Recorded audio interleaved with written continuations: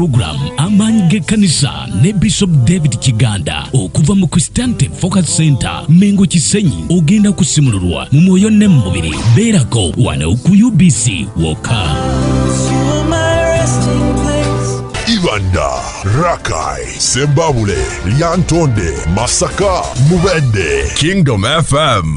Esanikidde zinnayo. Njagala okulangira ko kuwonyezebwa kugwayezo wano ngoli mulwadde teka mukono go mubanga ogomu gukwata wabadde wakuluma wabadde pain ndwadde yobadde simbuka obalwala musaayi nga gwe gwalwala walala sirimu bwendwadde zibeera musaayi emikono gyombi gitike ku mutwe gwo kusaawe nange nalangirira okusumululwako gwabadde mu komera ery'enjawulo nangirira okusumululwa kwabadde mu makomera ag'amabanja amabanja gakwata negakuteeka mu komera naawe buterevu emikono gyombi giteeke mu bbanga naawe emikono giteeke mu bbanga sirina mulimu emikono giteeke mu bbanga sirina bufumbo ate nga mbwetaaga emikono giteeke mu bbanga nafumbirwa ne sirina mwana mikono teeka mu bbanga nange nalangirira okuwonyezebwako ayi katonda gwayinza be na mukama nga bwe baatuukirira omusajja wa katonda Elisha ne bamugamba nti ensi tubeera akabuga mwe tubeera mazima kalungi naye lwakuba amazzi gaawo tegaliko kyegagasa era n'ensi tekuza mmere omusajja wa katonda n'abagamba kale temulete akasumbi mulete n'omunnyo nagatwalira omponya ensi yammwe era mponya amazzi gano nange nangirira ng'omusajja wa katonda mu linnya ly'esomwe nazisi gw'oyise mu biseera bino okulangirira okusumululwa eri abawambe okulangirira okuwonyezebwa eri abalwadde okulangirira eddembe eri abasibe okulangirira obulokozi eri abono okulangirira ekitangala eri abo batudde mu nzikiza nyimirira nga nangirira mu linnya lya Yesu Kristo omwe Nazareti eri abo ababadde abalwadde nangirira okuwonyezebwa kwammwe era ndagira endwadde yekubaddeko kuta n'okuvaako nangirira ebizimba bula ku ssaawa eno ndagira endwadde badde yakwata ku nabaana endwadde yakwata ku nseke njiragira nangirira omuliro era nangirira okuwonyezebwa n'okusumulwa ndagira buli muzimu ogubadde mabega w'endwadde badde kutulugunya badde kubonyabonya ngulagira fire omuliro gukwoce ndagira endwadde zibadde mu musaayi okufuluma kansa athima pressure sickle endwadde ez'omu lubuto ez'omu magulu ez'omu kifuba ez'omu mutwe ez'omu maaso ez'omu matu ez'omu mugongo ndagira ezakwata mu bifo ebyekyama ndagira ezakwata mu nsigo ndagira buli kika kya ndwadde yonna nkulagira mu linnya lya Yesu Kristo omwana wa Katonda omulamu nti fire toyongera kutigomya musajja toyongera kutigomya mukazi toyongera kutigomya muwala oyo mwana oyo nkulagidde fire genda mu nsenyi nkalu mu linnya lya Yesu nangirira wabadde okuwonyezebwa n'okusumululwa era mukama si ekyo kyokka nenangirira eddembe ly'abawambe eddembe ly'abasibe nangirira gwe Katonda kwaba abanoonya obufumbo leka babufune abanoonya okutambula amawanga kabagatambule abanoonya bizinesi leka zifunibwe kapito bamufune w'omukisa abo balina bizinesi ezibadde zasiraana nga zakwata nga zakona nga zalemera mu kifo nangirira zitambule kuba aliwo okutambula kwa Katonda bizinesi yo naye etambule obufumbo bwakoma butambule obaddemu entabukatabuka zikome mu linnya lya Yesu nangirira emirembe mu bufumbo bwo nangirira emirembe ku mulimu gwo nangirira emirembe mu mbeera ebadde kutabula nangirira emirembe nangirira okuterezebwa nangirira okuwonyezebwa nangirira essanyu nangirira omuyiika nangirira prosperity nangirira obugagga nangirira obulokozi nangirira ekitiibwa nangirira amazima nangirira Katonda akwe sizoni empya mukama akwe sizoni empya nangirira okwagusa kubera Yesu engalo ng'omwebaza kubera Yesu engalo ng'omwebaza weebaza ebigambo ebiva mu kamwa ako. Eno y'enteekateeka ya saaviisi zaffe mu Christianity Focus Center Mengo Kisenyi buli lwa Sunday okuva ku ssaawa 12 paka ku 45 ez'okumakya tuba n'okuyigirizibwa Bayibuli oba kiyite Bible classes ate okuva ku ssaawa 2 paka ku 4 ez'okumakya tubeera ne morning service eyo nga ya Luzungu na Luganda ate okuva ku 4 paka ssaawa 8 ez'olweggulo tuba ne main service eyo nga ya Luganda lwokka ate okuva ku ssaawa 11 paka ssaawa 1 ez'akawungeezi tuba ne deliverance service eyo nga yakusabirwa n'okusibwako emikono. Mukama akweweredde okukusesenkana bw'onojja n'okuŋŋaanirako omunaffe mu Christianity Focus Center Mengo Kisenyi. City Lunch Fellowship Nakasero abantu bawona bafuna emirimu abatalina ssuubi bafuna essuubi abantu balokoka weeyu ne City Lunch Fellowship Nakasero okuva ku lunaku lwa wiiki okutuusa ku lw'omukaaga ababuulizi nga bakulembeddwamu Bishop David Kiganda n'abakazi n'abasajja ba Katonda bangi abokubuulira ekigambo ku ssaawa mukaaga gwennyini ogw'emisana paka essaawa 8 akuwa omukisa gojja mu City Lunch Fellowship Nakasero.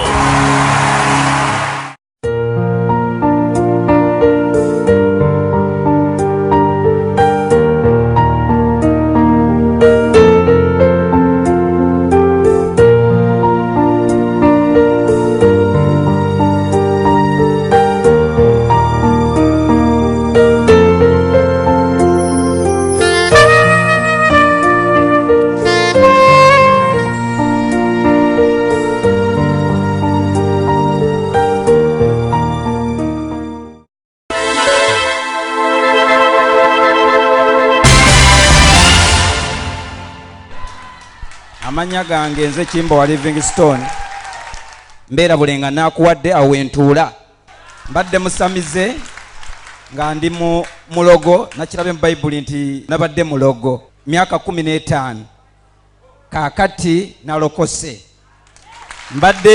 mbadde nsawula emizimu gyali janzija gitwala levo najjo nga janjija ku levo y'okusaba eri awaka nga jantuusa ku levo ey'embiri n'okuba nti nsamirira ennyanja n'ensozi be bayita abaluuta nsozi era nga nsawula abalangira n'abambejja abo be mbaddeko naye neebaza Mukama eyatonda Pastor Kiganda kubanga era neyamuwa amagezi okuteekawo leediyo nze tewali yazze kumbuulira njiri okujjako leediyo n'eddoboozi lye. Nabadde nva Masaka nga ninayo gwe nazimbidde essabo Masaka mu Nnyendo naye abooluganda bwe nagendayo okubanja ssente nankuba nga ŋŋamba nti sibanja ne mugamba manja naŋŋamba nedda okuva lwewava wano amasabo tegakyakola ebintu abantu tebakyalabika ondoga nenvaayo nga nnyiize nempita buyisi paka ku 9 ebulaga nempummulamu awo nga nina ensawo yange mulimu embugo mulimu byonna naye ku ssaawa nga 5 mukyala wa mukulu wange naŋŋamba mulamu ng'olabika oli mu mbeera etali nnungi kubanga amayembe gankuba muno ne gankuba wano waliwo enkovu mu mbeera embi ennyo naye nga ndowooza ebintu bingi byembonyabonyemu emyaka 15 nenjawukana ne mukazi wange gwe nninamu abaana nensigala nga ndi muwulu sirya nnyama nina obuliri naye nti sula wansi nga nsula wansi. Abooluganda nebaza kubanga olwaleero nyambadde suuti eno ebaddeyo naye nga sisobola kujambala nga nyambala lubugo nga mbeera mu mbugo mbeera mu maliba ne bakujja ku magi enkoko weeri ne baga nti ago gagabula emisota nemba nga ngabula amagi emiki emisota sikuba sijja kulya.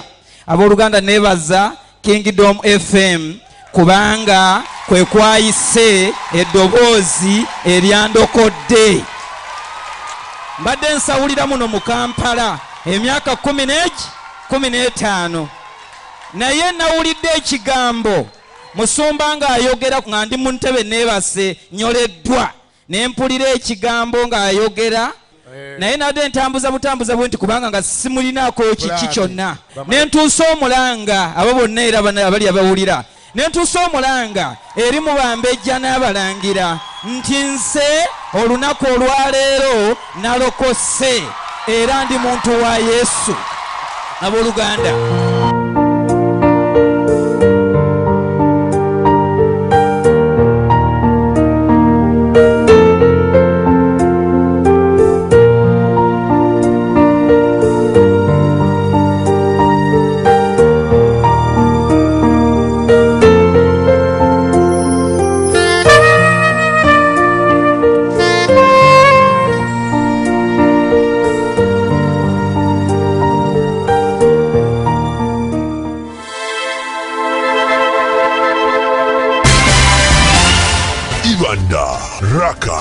Sembabule, Lyantonde, Masaka, Mubende. Kingdom FM esaanikidde zinnaayo.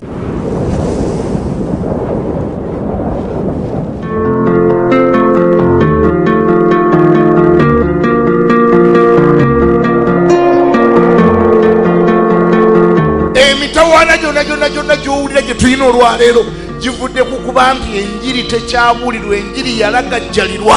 Bassebo ne bannyabo mugolokoke tubuulire enjiri mu linnya erya Yesu.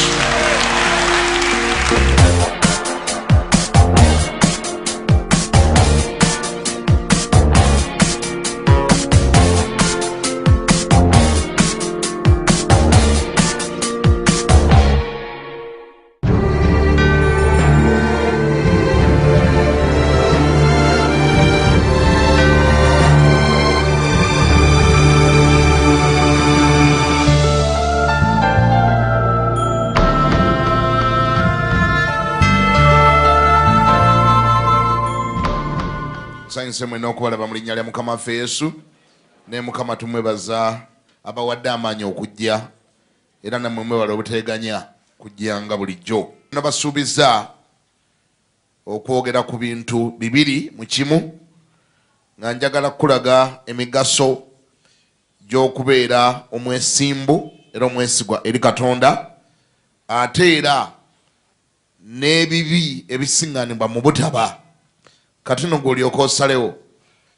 Bw'oba otuse mu kitabo kya Bassekabaka essula 18 olunyira 15, awo Eriya n'ayogera nti nga Mukama Katonda bw'ali omulamu gwe nnyimirira mu maaso ge, sirirema kweraga eriye leero. Awo Obadiya n'agenda okusisinkana Akabu, n'ayogera nti Akabu n'agenda okusisinkana Eriya. Awo olwatuuka Akabu bwe yalaba Eriya, Akabu n'ayogera nti gwe wuuyo ateganya Isirayiri. Kabaka abuuza nabbi Eriya.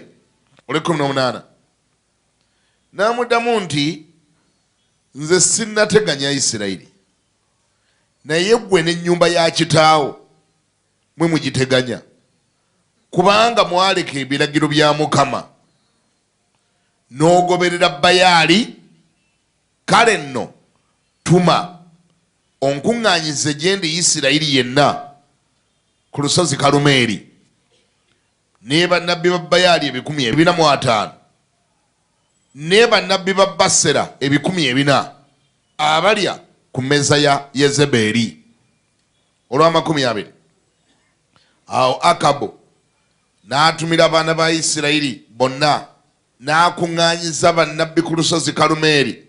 Awo Eriya n'asemberera abantu bonna ng'ayogera nti mulituusaawa okutta aga n'aga nga mulowooza wabiri. Mukama obanga ye Katonda mumugoberere, naye obanga Bayaali ye Katonda mugoberere ye. Ekiseera kino Isirayiri yali mu kaseera kakazigizigi. Ekisooka mu byonna, Isirayiri yali under confusion, ng'eri confused, nga tebamanyi kyakukola. Guno gwali omulembe ogwalimu kabaka ayali tasalawo Katonda kigwana aweereza, Katonda kigwana agoberera. Ekya promotinga obwononefu bwe oba obujeemu bwe yali mukazi we, omukazi gwe bayitanga Yezeberi. Yezeberi yali mukazi mukafiiri. Kabaka Akabu ye yali mu Isirayiri. Yezeberi nga yamuwasa eyo Misiri eyo. Kyova olaba ogendereranga nyaani gw'owasa era naani gw'ofumbirwa. Bw'owasa ayinza okuyambako, ayinza okwongera okuyamba okutegeera Katonda oba okwongera obutategeerera ddala Katonda. Gw'ofumbirwa oba gwe wafumbirigano naye ayinza okuyamba okulokokera ddala oba obutalokokera ddala. Ebyo njagadde mbitandikireko kubanga ngenda nkizuula nga abaana ba Katonda bangi tebali shuwa kwani gwe baba bawasa, kwani gwe baba bafumbirwa, naddala mu time ey'okusalawo ey'okuchuzinga who should I get married to, ani gwe mba nfumbirwa. Ebisaanyizo byalifaananye bitya? Abaana ba Katonda bangi ennaku zino ekisaanyizo kya gwe nfumbirigana naye akkiriza ki, akkiriza atya, kirabika bangi kuba ekyo tekikyali kisaanyizo. Ebirala bye bibeera ku lisiti, preferences eziba ndala. Kasita abeera nga muwanvu, kasita abeera nga mweru, kasita abeera nga alina ssente, kasita abeera nga alina amaaso manene, ebyo by'okulokoka n'alokoka mpola mpola. Abantu balokoka bulokosi analokoka mpola. Sometimes oyinza ekyogera bwetu nekitakola nga bw'okirowooza. Kama nfe bazibe ekisooka byonna si ggwe olokola, tolina bukakafu oba agenda kola ki kulokoka. Ekyokubiri, ngezaako nanti okubeera omwegendeza nga mbyogera, ne buwulira mbyogera mpola mpola, gambo yakuni nti agezaako obutakunyiiza.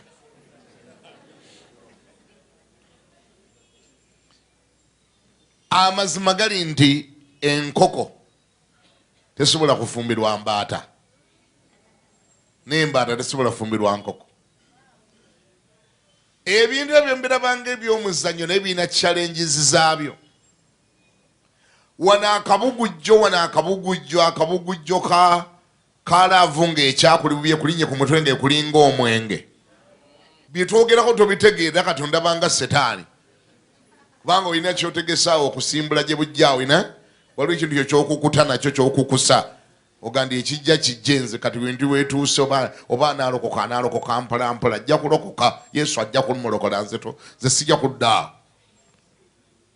Naye amazima gali bwe gatyo nti laavu bw'eneemala okukuta omutwe, omwenge gwayo ne guggwa ku mutwe, ojja tutandika okulaba ensobi ziwakologa ne bannange natomera. Hangover, bagita hangover ngemuweddeko. Hangover ya laavu ngese. Ojja tutandika ogane bannange kyo kiki oba kiki ekyandiko. By'oyogeranga birala n'onaayogera birala, osinza birala n'onaasinza birala. Olyoka owulira emmindi ewunya mu kisenge, obuuze ndi ate emmindi gye mpulira ndi yange senga ye yagimpa. Olyoka okebere wansi w'ekitanda nga wali akabbo k'abalongo, ogenda ate kano kagenzeeyo nyaba ennyumba eyange ya mulokole. Agenda ya mulokole naye nze nakubuulirawo, nze nali sinnalokoka bulungi. Wangi olyoka odde waka ng'obwana yabututa okubwalula, bagenze kubwalula ng'obukoko. Olyoka olwanagane n'ebintu by'otategeeraawo. Bayibuli egambye nti Eriya n'abuuza abantu nti mulituusaawa okutta aga naaga nga mulowooza wabiri. Omukazi Yezeberi oli be nabagambyeko omukafiiri, kabaka Akabu gwe yawasa, Bayibuli egamba gwe yapikiriza okukola ebibi, gwe yadaivatinga n'amusinzisa bakatonda b'e Misiri. Omukazi oli yapushinga n'aleeta buli dayimoni yonna n'agireeta mu nnyumba ya Akabu. Dayimoni neva mu nnyumba ya Akabu n'esaasaanira eggwanga lya Isirayiri yonna. Abantu bonna ne batandika okusinza bikatonda ebirala, naye ng'abireese Yezeberi ono gwe baanaayiza atali mu Isirayiri. Eriya mwe mulembe mwayimirira, Akabu ng'asinza baalubaale, Yezeberi nga neetawummula, nga buli ssaawa asomba abasamize n'abaleeta mu State House mu lubiri lwa kabaka.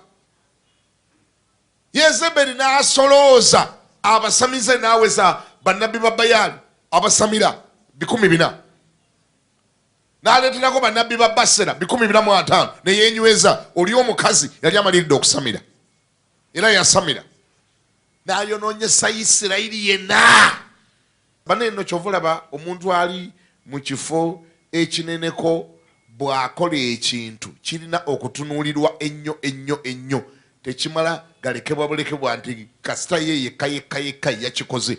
omuntu bw'oba munene bw'oba mukulu bw'oba mukulembeze weegendereza buli kyokola kuba buli kyokola tekikoma ku ggwe. Bw'okola ebirungi abantu bakola ebirungi, bw'okola ebibi abantu bakola ebibi. Wabeera ngamba nti amiina. Weegendezanga nnyo biki byokola, kubanga Katonda babaako ekifo kyakutaddemu. Olina otuuka n'oba nga oli role model, abantu nga bakoppa ggwe. Bw'oyambala obi bambala bubi, kuba baba bakukoppa, wabeerawo abakulabirako. Bw'oyambala obulungi bambala bulungi, bw'owemula bawemula, bw'oyogera obulungi boogera bulungi. Wali ategera bye njogera? Abamu ku mwe tugenda obbagambako nga nze nvaako, I live my own life, I don't live other people's life, this is about me. Munnange si bwe biba, si bwe bibeera. Bw'omala okoloka abeerayo abakutunuulidde.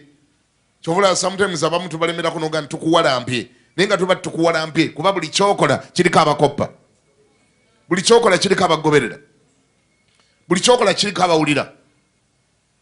Erinnya lya Mukama lyebazibwe. Yezeberi yasamiza Isirayiri yenna. State House nejjulamu abasamize, banabbi ba Baali ne banabbi ba Basera. Abantu ne babeera confused nga tebamanya ni gwe babagoberera. Ku Mande bali Katonda, ku Lwokubiri bali ku Baali. Emikolo gyonna bagibeerako, egya Setaani bagibaako n'egya Katonda bagibaako. Mu yeekaalu bagendayo ne mu masabo gye bali.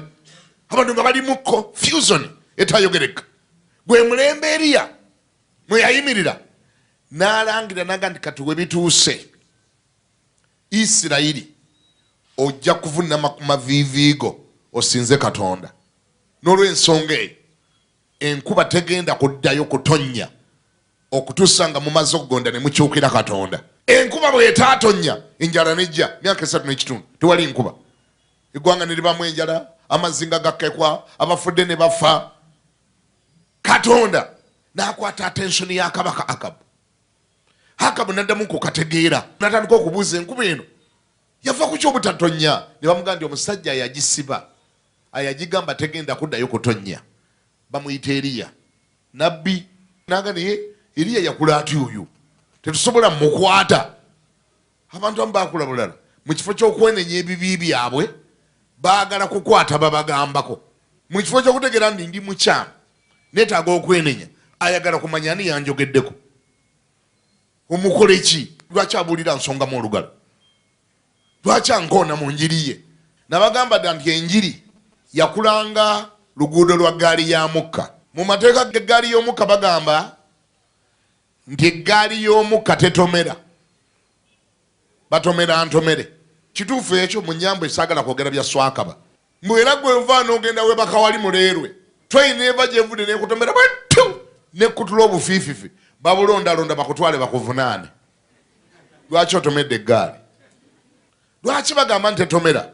Yo baagikolera oluguudo lwayo lwaggwa dda, mweteekwa okutambulira.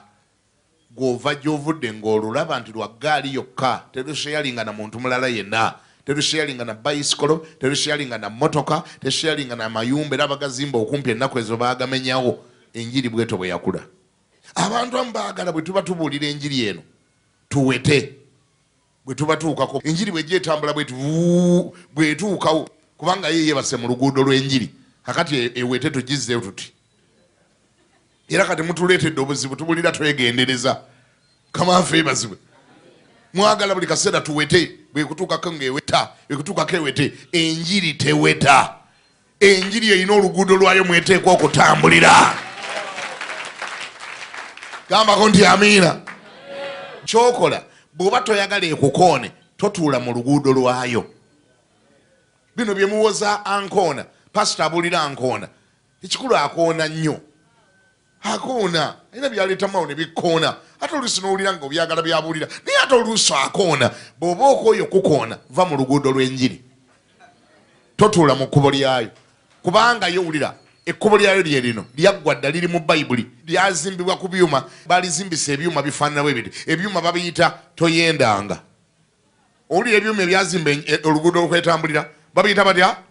Toyendanga, tobbanga, tosamiranga, tonyanga mwenge, totamiira, tobba bantu. Simanyi okiwulidde?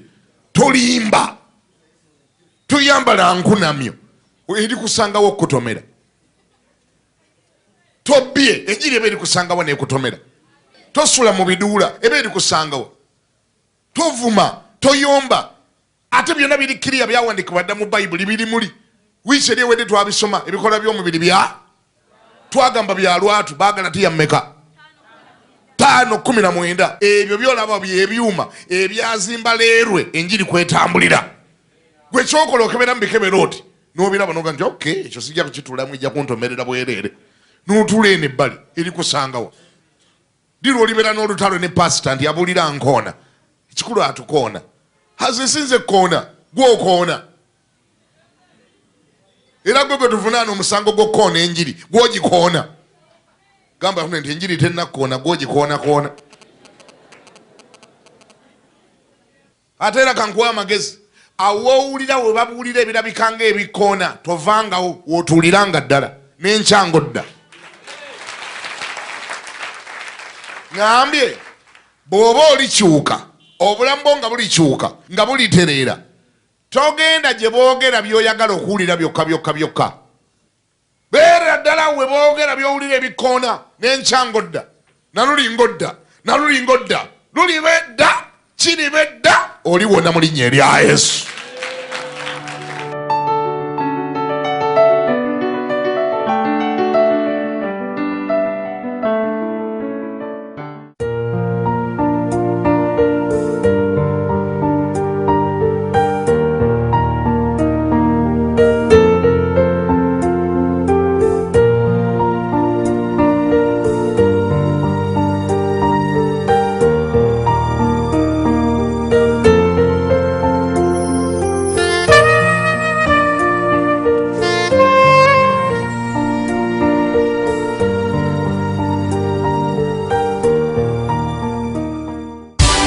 Eno y'enteekateeka ya saaviisi zaffe mu Christianity Focus Center Emmengo Kisenyi buli lwa Sande okuva ku ssaawa 12 paka ku 45 ez'okumakya tuba n'okuyigirizibwa Bayibuli oba kiyite Bible classes ate okuva ku ssaawa 2 paka ku 4 ez'okumakya tubeera ne morning service eyo nga ya Luzungu na Luganda ate okuva ku 4 paka ssaawa 8 ez'olweggulo tuba ne main service eyo nga ya Luganda lwokka ate okuva ku ssaawa 11 paka ssaawa 1 ez'akawungeezi tuba ne deliverance service eyo nga yakusabirwa n'okusibwako emikono. Mukama akweweredde okusisinkana bw'onojja n'okuŋŋaanirako omunaffe mu Christianity Focus Center Emmengo Kisenyi. City Lunch Fellowship Nakasero abantu bawona bafuna emirimu abatalina ssuubi bafuna essuubi abantu balokoka weeyune City Lunch Fellowship Nakasero okuva ku lunaku lwa wiiki okutuusa ku lw'omukaaga ababuulizi nga bakulembeddwamu Bishop David Kiganda n'abakazi n'abasajja ba Katonda bangi ab'okubuulira ekigambo ku ssaawa 6 gwennyini ogw'emisana paka essaawa 8 akuwa omukisa ng'ojja mu City Lunch Fellowship Nakasero. Weebale kulaba program amaanyi g'ekkanisa ne Bishop David Kiganda okuva mu Christianity Focus Center Mengo Kisenyi girindirire ku Saturday ne ku Lwokutaano wano ku UBC Woka.